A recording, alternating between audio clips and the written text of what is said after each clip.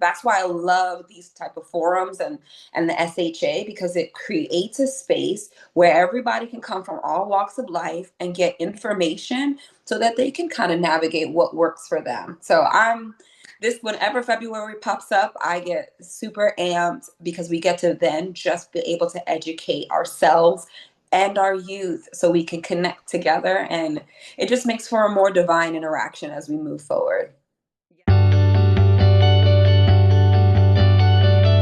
Hello, everyone. I am Michelle Melville Kashan. I am the Community and Content Director here at Sexual Health Alliance.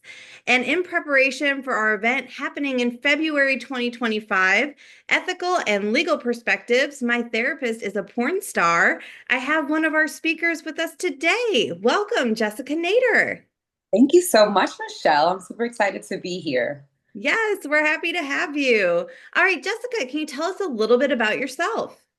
Well, I am a mother. I am an entrepreneur. I am an all-around child guru whisperer of just allowing for parents to kind of come into themselves and for children to be presented in a way they could be respected and heard. And just coming together within that, I've been able to do that over the course of 20 years of being in the field, and just really offering a new line or a new vision that can kind of get to the end result that our parent and child is looking for. Yes, wonderful. All right. And can you tell us a little bit about what you're going to be talking about at this event?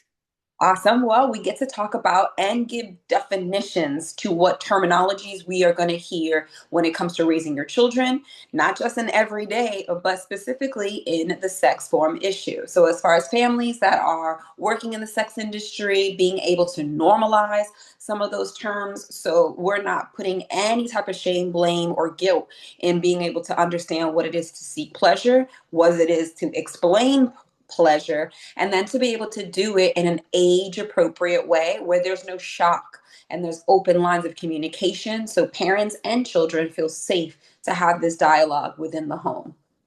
Yes. Oh, I'm so excited to listen to your talk. Yeah. All right. Can you tell us what are some of the top concerns that you see with the families you work with? That's a great question because I think times are changing. So there's a lot of information that's being shared. There's a lot of identity pronouns that are being thrown out, and children are being exposed to this sooner and sooner and sooner.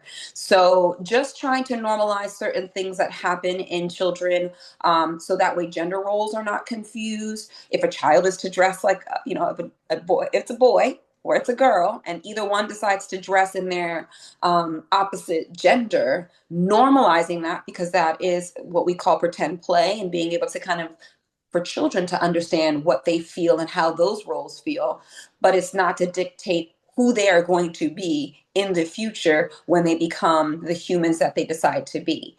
Being able to kind of explain that, also being able to have conversations with young children who I saw myself be raised in the industry, and the importance and the value of telling the truth in the moment so that way it's age appropriate. It makes sense.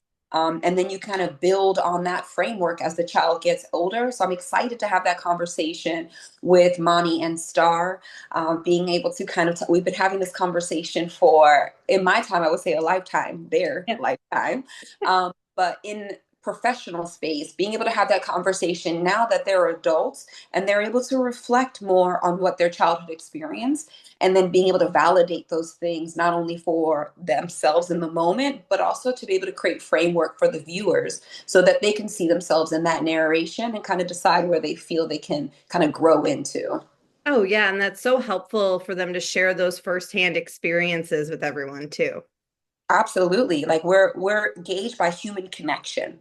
And so when we hear a reference from somebody we like, somebody we look forward to hearing, or even someone we find attractive, the information gets easier to digest, and then being able to cycle it back into your everyday action with your children. That's why I love these type of forums and the SHA, because it creates a space where everybody can come from all walks of life and get information so that they can kind of navigate what works for them. So I'm this whenever February pops up, I get super amped because we get to then just be able to educate ourselves and our youth so we can connect together. And it just makes for a more divine interaction as we move forward. Yes, for sure. All right. So tell me, what is your favorite issue to treat or to help people with? It's to understand what sex is from ages 0 to 6.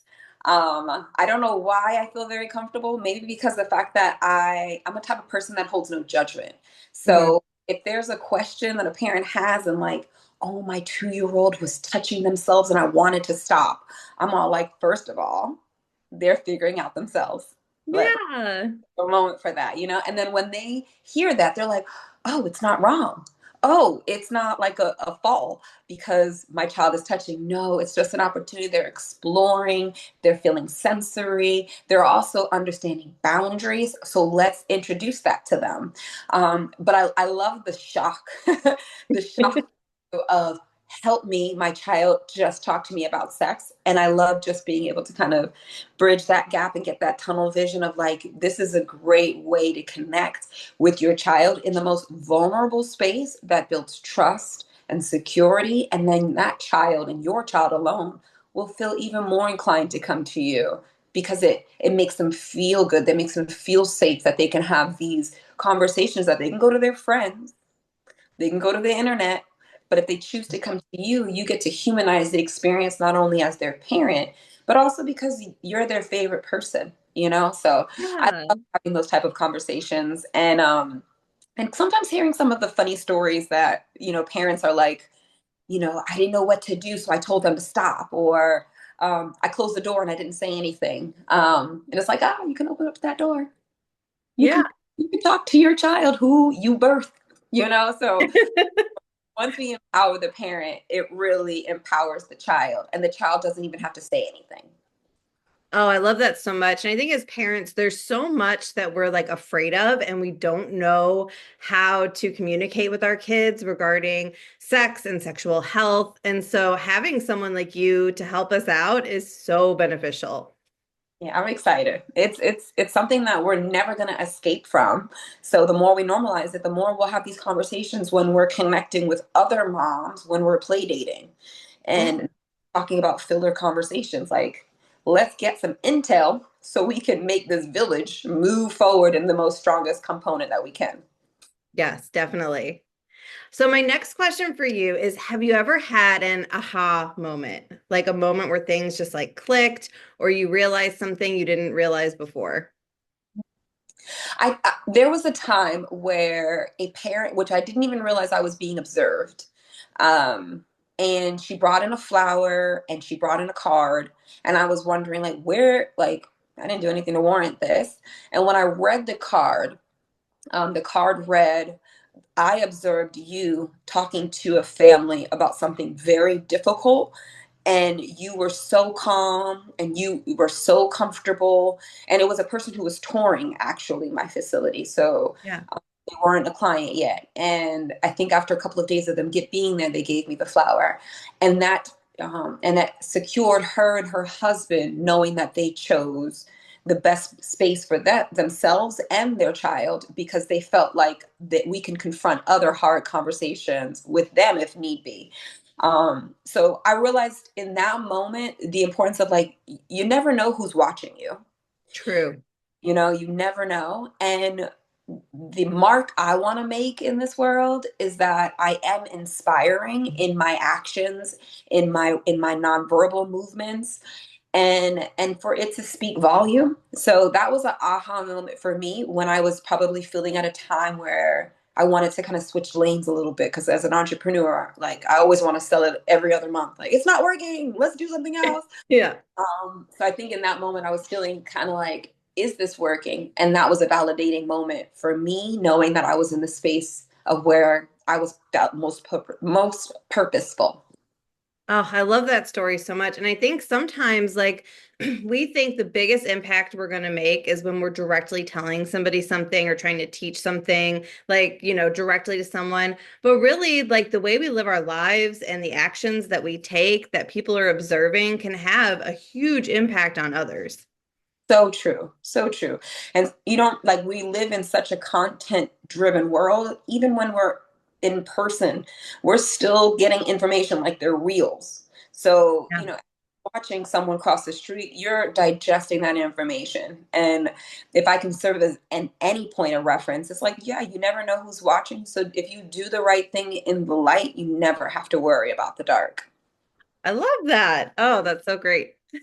All right. So, my last question for you, if you have a tip or a takeaway for our audience, what would it be? A tip is to not be surprised that your children will catch you off guard. Remember that, like there's no book, there's no blueprint, and children are designed to not only show you and mirror themselves in your inner child, but they present healing for you in that moment that they may be presenting a shocking or, catch you off guard moment. So I think if a takeaway would be is to remember when you're pregnant, remember every day from that moment on that anything that comes in this journey is supposed to happen and it's supposed to be revealing. It's not to catch you off guard to see if you're doing anything wrong, but it's to present it so that way you can offer whether direction for your child and healing for yourself. That would be one major takeaway if I could do that on this cycle of conferencing. Yes. Oh, that was so beautiful. I'm so excited to hear your talk. All right, everyone. If you want to attend this event and learn more from Jessica, you can attend the event. It's happening online, super accessible, happening Saturday, February 22nd and Sunday, February 23rd, 2025. And again, the event is called Ethical and Legal Perspectives. My therapist is a porn star. And you can get tickets at sexualhealthalliance.com. And I'll also have a link in the description below. All right. Well, thank you for being with us, Jessica. Thank you, Michelle. So excited to be here. Thank you for having me. Of course. All right. Bye, everybody. Bye, guys.